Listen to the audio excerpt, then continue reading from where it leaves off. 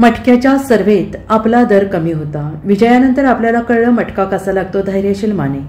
लोकसभा निवडणुकीमध्ये मटक्याच्या सर्वेत आपल्याला सगळ्यात कमी दर होता. कार्यकर्ते म्हणायचे आपला दर कमी आहे, आपण विजयी होणार. पण विजयानंतर मला कळलं की तो मटक्याचा दर होता आणि मटका कसा लागतो याचं ते उदाहरण होतं, असं मिश्किल विधान हातकणंगले लोकसभा मतदारसंघाचे शिवसेना शिंदे गटाचे खासदार धैर्यशील माने यांनी केले.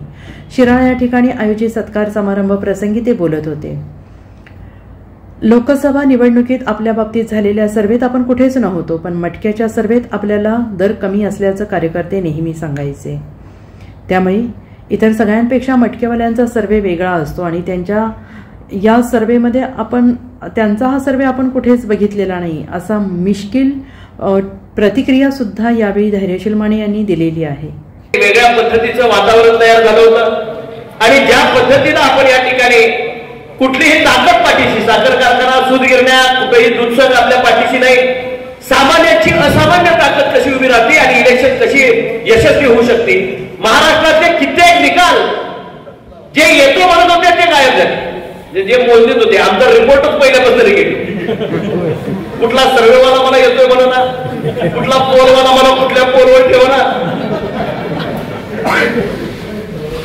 माझं काही मित्र आहे सांगण्यासारखं नाही बाबा, पण ते मला सांगायचे तुमचा दर खाली आहे, तुम्ही येणार. मला काय नाही दर खाली आहे म्हणजे काय खाली आहे ते मटकं खायचे.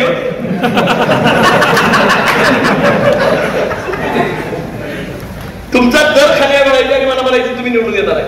मला काय कळत नव्हतं. नंतर ते इलेक्शन झाल्यावर कळलं आमचा दर खाली आहे म्हणजे काय होतं, मटका कसा लागतो याचं एक उदाहरण त्या ठिकाणी.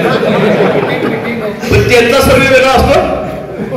त्या सर्वे सारखा सर्वे मी तर बघितलेला नाही. म्हणजे कुठलाही टीव्हीवाला करू शकला नाही, कुठलाही मीडियावाला, कुठलाही सोशल मीडियावाला कुठलाही अनालिसिस करू शकला नाही. पण त्यांचा एक सर्वे वेगळाच होता. चेष्टेचा विषय जरी या ठिकाणी बाजूला ठेवला तर हा मटका नव्हता.